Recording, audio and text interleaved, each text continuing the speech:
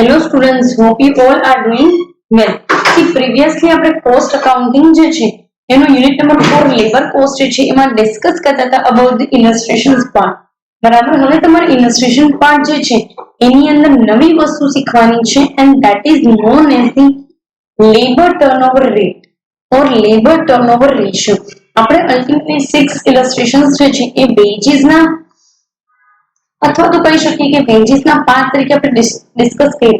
Fine, now we are going to discuss the next part. બરાબર, અત્યાર સુધી આપણે વેજીસ પાર્ટ જે છે એ ડિસ્કસ કર્યા હતા. અલ્ટિમેટલી તમે એની અંદર વેજીસ ને રિલેટેડ દરેક વસ્તુને જોઈ લીધી. Fine, now we are focusing on to the labour turnover formulas. બરાબર, આપણે લેબર ટર્નઓવર ફોર્મ્યુલાસ જે છે એના પર ફોકસ કરીએ છીએ. Why we are focusing on this part? First તમને એક આખે આખું આના માટે રીઝન સ્પેસિફાઈ કરીને આપેલા છે જે હું તમને અહીંયા કહીશ. એઝ વેલ એઝ અમુક વસ્તુ કે જે તમારે લેબર ટર્નઓવરના થિયરી પાર્ટની અંદર જાણવાની જરૂરિયાત છે. ફાઇન, સો એના વિશે જસ્ટ આપણે ડિસ્કસ કરશું and then we will move to the another illustrations of labour turnover ratios or labour turnover rate in days or weeks. Fine, એ પછી આગળ જોશું કેવી રીતે થઈ શકે એમ છે. બટ આની અંદર તમને અલ્ટિમેટલી 3 મેથડ આપેલી છે. Before discussing this method I want to discuss with you કે why labor turnover is such way, why labor turnover is affecting in such a way. બરાબર, શું કામ લેબર ટર્નઓવર જે છે એ કંપનીઝને થતું હોય છે ઓર એને કે લેબર જતા હોય છે ઓર રિપ્લેસ કરવા પડતા હોય છે ઓર એને જવા દેવા પડતા હોય છે. ફાઇન, સો એની અંદર તમને અમુક એવા રીઝન્સ આપેલા છે કે જે અવોઇડેબલ રીઝન્સ છે અને અમુક આપેલા છે કે જે અનઅવોઇડેબલ છે. So first we will focus on to that part and then we will move to these formulas. Fine, પહેલા આપણે એના પર ડિસ્કસ કરીએ કે કયા કયા એવા રીઝન્સ કે કઈ કઈ એવી વસ્તુ છે કે જેને અવોઇડ ના કરી શકે. ફાઇન, અને જેના લીધે તમારે જે છે એ પર્ટિક્યુલર મેનરની અંદર લેબર ટર્નઓવર નામની વસ્તુ જે છે એને ફેસ કરવી પડે છે. લેબર ટર્નઓવર એટલે અલ્ટિમેટલી કે એવી વસ્તુ થાય કે ભાઈ કોઈ એક વર્ષની અંદર કેટલા લેબર લોકો રિપ્લેસ થયા છે બીજાની જગ્યાએ. બરાબર, કે બીજા લોકો એની જગ્યાએ આવેલા છે. Fine, and then comes to death, then comes to retirement. See, આની અંદર તમને એવી અમુક વસ્તુ આપેલી છે કે ભાઈ unavoidable causes of labour turnover. Unavoidable causes જેમ કે અત્યારે આ પેન્ડેમિક સિચ્યુએશનની અંદર જે લોકોએ પોતાના લેબર્સ લોકોને કે પોતાના એમ્પ્લોઈઝ લોકોને જે છે છૂટા કરી દીધા છે, that is due to the unavoidable reasons. કારણ કે ઈ લોકો જો આ લોકોને એમ્પ્લોયડ કરીને રાખે ને તો એને હ્યુજ કોસ્ટ લાગે, હ્યુજ કોસ્ટ લાગે, which is not at all good thing. બરાબર ને, તો એ વસ્તુ કઈ સારી તો છે નહીં કંપની માટે કે આટલી બધી કોસ્ટ બેર કર્યા પછી અને એમાં બી લેબર લોકો અત્યારે જે છે એને ખાસ પૈસાની જરૂરિયાત હોય અને એ લોકોનું ફોકસ એ જ વસ્તુ ઉપર કે આપણને જાજા પૈસા મળે દરેક વસ્તુ કે દરેક કામ. બધાને અત્યારે એ વસ્તુની થોડીક એની લાલચ હોય. તો લોકોને છૂટા કરી દેવા આ સિચ્યુએશનમાં, કારણ કે સેફટી પર્પઝથી તમે છૂટા કરી દો છો, અધર દેન ધેટ તમને કોસ્ટ લાગે છે એટલે તમે છૂટા કરી દો છો. So that is particularly known as the on a part of the unavoidable reasons. પછી એક રીઝન આવે છે ડેથ. બરાબર, કોઈ વ્યક્તિ કામ કરે છે ને જતું રહે છે કે એક્સપાયર થઈ જાય છે તો પછી એ કેસની અંદર તમે કાંઈ કરી શકો એમ નહીં. It is the unavoidable reason. કોઈ વ્યક્તિ રિટાયરમેન્ટ જે છે એ મૂકી દે છે, બરાબર, રિટાયર થાય છે. So this is also the one of the unavoidable reason કે જેના લીધે એ વ્યક્તિને કમ્પલ્સનની અંદર જવું પડે છે. જવા માંગતો નથી બટ જવું પડે છે અને એ રીઝનથી એ જાય છે. So that's the thing and that is the what they have specified into it. Fine. પછી અમુક રીઝન્સ તમને આપેલા છે કે કોઈ વર્કર જે છે એની ઇન્જરી થાય છે અને એ વ્યક્તિને જવું પડે છે. યસ, ઇન્જરી થવી અને જતું રહેવું, ડેથ થઈને જતું રહેવું, રિટાયરમેન્ટ મૂકવું અને જતું રહેવું, these are some of the unavoidable reasons. Then જો કોઈ ફિમેલ વર્કર તમારી કંપનીની અંદર કામ કરતા હોય ને એ લોકોએ મેટર્નિટી લીવ લેવી પડે, પ્રેગ્નેન્ટ હોય અને મેટર્નિટી લીવ લેવી પડે, that is also the unavoidable reason. Fine. પછી અમુક રીઝન્સ તમને આપેલા છે કે કોઈ વર્કર જે છે એની ઇન્જરી થાય છે અને એ વ્યક્તિને જવું પડે છે. યસ, ઇન્જરી થવી અને જતું રહેવું, ડેથ થઈને જતું રહેવું, these are some of the unavoidable reasons. Then જો કોઈ ફિમેલ વર્કર તમારી કંપનીની અંદર કામ કરતા હોય ને એ લોકોએ મેટર્નિટી લીવ લેવી પડે, પ્રેગ્નેન્ટ હોય અને મેટર્નિટી લીવ લેવી પડે, that is also the unavoidable reason. And there comes labour turnover. બરાબર. હા, હવે આ લેબર ટર્નઓવર આવ્યું છે તો મારે તમને એક વસ્તુ કહેવી છે કે અત્યાર સુધી એક કન્સેપ્ટ ચાલતો હતો મેટર્નિટી લીવનું, કે જેમાં 9 મંથ્સ કે પછી 5 મંથ્સ સુધી, બરાબર, જે કોઈ પણ લેડી એમ્પ્લોયી છે એને છુટ્ટી આપી દેવામાં આવે. that is known as the maternity leave. પણ હવે તો એક નવો કન્સેપ્ટ જે છે એ Tata, I think Tata side થી જ આવેલો છે.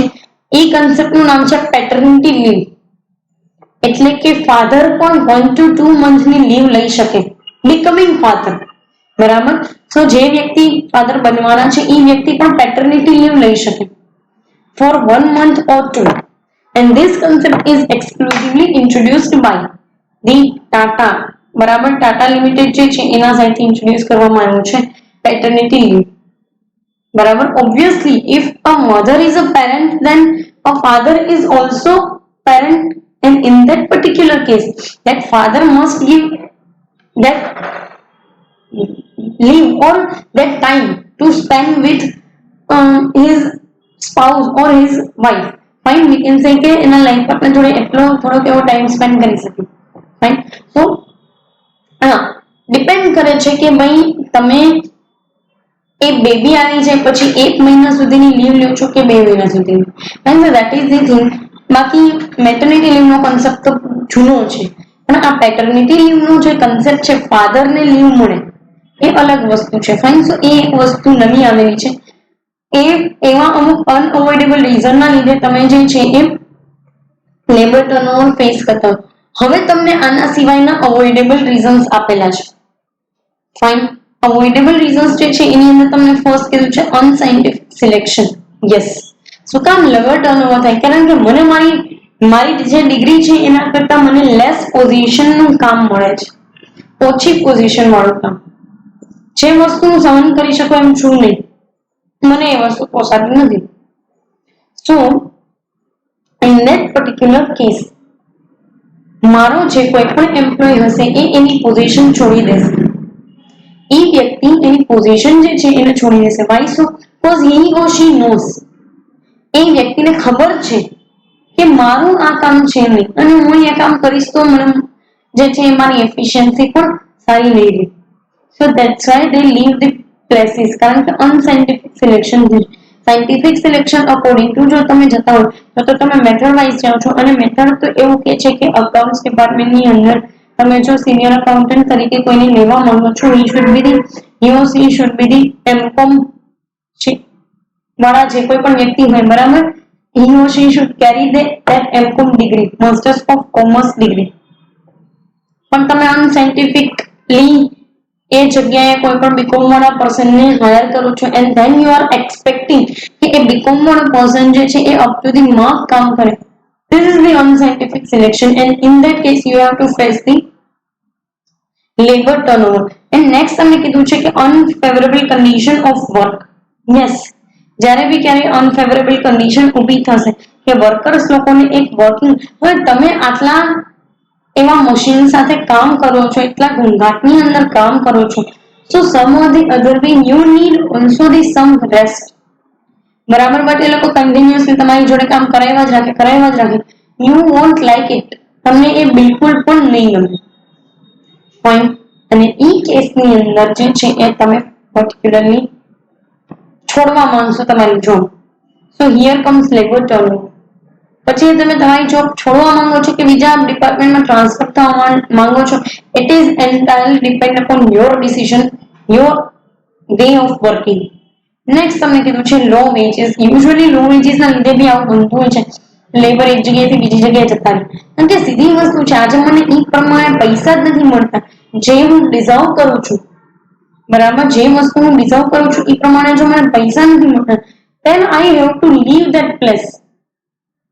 તો પછી મારે જે છે એ જગ્યાને છોડી દેવી પડે. And so that is the thing. અને એ વસ્તુ આ લોકોએ તમને સ્પેસિફાઈ કરેલી છે. બીજા બી ઘણા રીઝન્સ છે તમને આપ્યા છે કે ભાઈ અમુક સાયક્લિકલ ફ્લક્ચ્યુએશન્સ, અમુક અવોઇડેબલ સિચ્યુએશન્સ કે કંપનીના ઇન્ટરનલ ડિપાર્ટમેન્ટને તમે રિપ્લેસ કરો છો કે અમુક ઇનએફિશિયન્ટ વર્કર્સ લોકો જે છે એને તમે રિપ્લેસ કરો છો. અમુક વેઝની અંદર તમે સેપરેશન મેનરની અંદર જુઓ છો કે ભાઈ અમુક ટાઈમ પીરિયડમાં કેટલા લોકો જે છે આઈમાં કેટલા લોકો ગયા, બરાબર. એ બધી વસ્તુ જે છે એ તમને આની અંદર આપેલી છે. સો that is the thing they have specified in terms of labor turnover. Now you have been given certain formulas. તમને ત્રણ પ્રકારના ફોર્મ્યુલા આપેલા છે. લેબર ટર્નઓવર ફોર્મ્યુલાઝ ની અંદર તમને 3 ટાઈપ્સના ફોર્મ્યુલા આપેલા છે. Let's talk about that formula. First તમને કીધું છે સેપરેશન મેથડ. સેપરેશન મેથડ જે છે એ ખાસ કરીને એવા લોકો માટે બનાવવામાં આવેલી છે કે જે લોકો કંપની છોડીને જતા રહેતા હોય છે. ફાઇન. અને એની જગ્યાએ જ્યારે બી તમે એ ટૂંકમાં સેપરેશન મીન્સ કે કંપની છોડીને જતા રહ્યા છે, ધેટ્સ ઇટ. કંપની અને વર્કરનું સેપરેશન છે. Fine. So A according to એક મેથડ બનાવવામાં આવી હતી અને પર્ટિક્યુલરલી એનું કેલ્ક્યુલેશન કેવી રીતે છે તો જુઓ. Number of separations in a period. તમને છે ને સમની અંદર એક અમાઉન્ટ આપેલી હશે અને એક ડ્યુરેશન પણ આપેલું હશે કે એક મહિનાની અંદર 25 વર્કર જે છે એ છોડીને ગયા, ઓર એલ્સ કે એક વર્ષની અંદર ટોટલી 300 જે વર્કર્સ છે એ છોડીને ગયા છે. Fine. So number of separations in a period, બરાબર. જેટલા પણ એક તમને ટાઈમ પીરિયડ આપેલો છે એની અંદર કેટલા લોકો છોડીને ગયા છે એના નંબર્સ. તેમ તમને કીધું છે average number on roll in period, બરાબર. એવરેજ નંબર ફાઇન્ડ આઉટ કરવાનો છે જે કંઈ પણ પેરોલ પીરિયડ ની અંદર, બરાબર. એવરેજ નંબર કેવી રીતે ફાઇન્ડ આઉટ થાય તો કે number in the beginning plus number in the end divided by 2.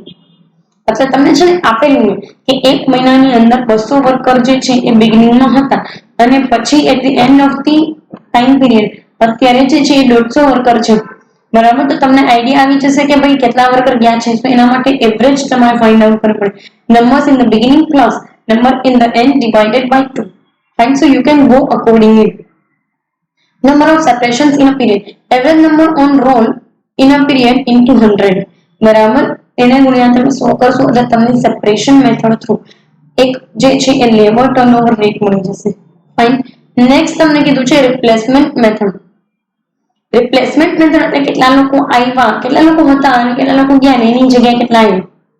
Obviously અહીંયા તમને સિનારીઓ ખાલી એક જ આપેલો હશે, કેટલા લોકો ગયા અને કેટલા એની બદલે આવ્યા. That's it. અને એના પરથી તમે ફાઇન્ડ આઉટ બી કરી શકશો. વેરી ઈઝી થિંગ, બરાબર. એમાં કઈ રોકેટ સાયન્સ નથી. આપણે સમ કરશું ત્યારે તમને આઈડિયા આવશે કે it is the one of the easiest method. Material turnover હતું ને એટલું જ ઈઝી આ છે. Fine. Labour turnover rate is equal to number of replacement. હા, એક વસ્તુ છે કે તમારે નંબર ઓફ રિપ્લેસમેન્ટ કાઉન્ટ કરવા પડે. Fine. Divided by average number on payroll. Obviously ઉપર જે આપણે એવરેજ નંબર ફાઇન્ડ આઉટ કર્યા હતા એ જ રીતે ફાઇન્ડ આઉટ કરવાના છે. ફરક ખાલી એટલો છે કે અહીંયા નંબર ઓફ સેપરેશન છે અને અહીંયા નંબર ઓફ રિપ્લેસમેન્ટ છે. That's it. બરાબર. એને ઇન્ટુ 100. બરાબર. See this star mark is stands for the into, બરાબર. સ્ટાર માર્ક્સ જે છે એ સ્ટેન્ડ્સ એ વસ્તુ જે છે એ તમને ગુણાકારની નિશાની દર્શાવે છે ઇન્ટુ. ફાઇન. જેને તમે નોર્મલી ફૂદડી કહો છો. સો ઇન્ટુ 100. ફ્લક્સ મેથડ આપેલી છે. Flux method is the combination or joint method of separation and replacement. બરાબર. ફ્લક્સ મેથડ જે તમને આપેલી છે ને એ આ બંનેનું કોમ્બિનેશન છે. જોઈએ શું કે છે. Labour turnover rate is equal to number of separations plus number of replacements divided by average number of separations plus number of replacements divided by average number into 100. એને ગુણ્યા 100. ફાઇન. તો સિમ્પલેસ્ટ મેથડ ની અંદર તમને આ વસ્તુ આપેલી છે and you can go for it. So number of separations આમાંથી લઈ લેવાના, number of replacement આમાંથી, એને ભાઈ એવરેજ નંબર જે તો આપણે ફાઇન્ડ આઉટ કરીએ છીએ ને ગુણ્યા. હવે નવી એક વસ્તુ તમને એ કીધી છે કે you have to find out the equivalent annual rate of labor turnover. બરાબર. તમારે equivalent annual rate find out કરવાનો ઘણી વખત આવે છે. equivalent rate in the sense કે તમારે ડેઝ ની અંદર જ્યારે ફાઇન્ડ આઉટ કરવામાં આવે ને ત્યારે તમારે જ્યારે ડેઝ ની અંદર તમને ફાઇન્ડ આઉટ કરવાનું કીધું હોય ને મંથ વાઇઝ હોય તો ત્યારે તમારે આ વસ્તુ આ ફોર્મ્યુલાનો યુઝ કરવાનો છે. લેબર ટર્નઓવર રેટ ઇન્ટુ 365, બરાબર. Labour turnover rate into 365 days divided by number of days in a month, બરાબર. કે એક મહિનાના જેટલા દિવસો હોય એ. સો એ પ્રમાણે તમારે ઇક્વિવેલન્ટ એન્યુઅલ રેટ જે છે એ ફાઇન્ડ આઉટ કરવાનો છે. અલ્ટિમેટલી એન્યુઅલ રેટ એટલે કે આખા વર્ષનો તમને જે છે એ રેટ મળી જતો હોય છે. ફાઇન, એમાં તમને મંથ વાઇઝ રેટ મળે, આખા વર્ષના રેટમાંથી તમને મંથ વાઇઝ મળતું જાય છે. So that's it and there is no any rocket science. So particular આ સેશનની અંદર આપણે ડિસ્કસ કર્યું about the labour turnover formulas. બરાબર, મેં તમને રીઝન સ્પેસિફાઈ કર્યા, કોઝિસ સ્પેસિફાઈ કર્યા એન્ડ આફ્ટર કોઝિસ મેં તમને એ બી વસ્તુ કીધી કે કેવી રીતે આ લેબર ટર્નઓવર જે છે એ થાય છે નોર્મલી અને એને કેવી રીતે આપણે સમની અંદર કેલ્ક્યુલેટ કરી શકીએ છીએ. ફાઇન, જેમાં આપણે 3 ફોર્મ્યુલા સ્ટડી કર્યા. લેબર ટર્નઓવર ફોર્મ્યુલાની અંદર સેપરેશન, રિપ્લેસમેન્ટ એન્ડ બંનેની જોઈન્ટ મેથડ જે છે જેનું નામ છે ફ્લક્સ મેથડ. ફાઇન, તો એ તેની અંદર આપણે જોયું અને એક લાસ્ટ ટોપિક જે સ્ટડી કર્યું છે equivalent annual rate of labour turnover. બરાબર, એન્યુઅલ રેટ જે છે લેબર ટર્નઓવરનો તમે ફાઇન્ડ આઉટ કરી શકો. પર્ટિક્યુલર આ સેશન માટે આપણે અહીંયા સુધી રાખીએ. કમિંગ સેશનની અંદર આપણે આને રિલેટેડ ઇલસ્ટ્રેશન સ્ટડી કરશું. ઉપરના 6 ઇલસ્ટ્રેશન આપણે વેજીસના સ્ટડી કર્યા and now we will move to the labor turnover ratios. Fine, so એના અકોર્ડિંગ તો આપણે સ્ટડી કરશું ઇલસ્ટ્રેશન. પર્ટિક્યુલર આ સેશન માટે અહીંયા સુધી રાખીએ. Thank you so much.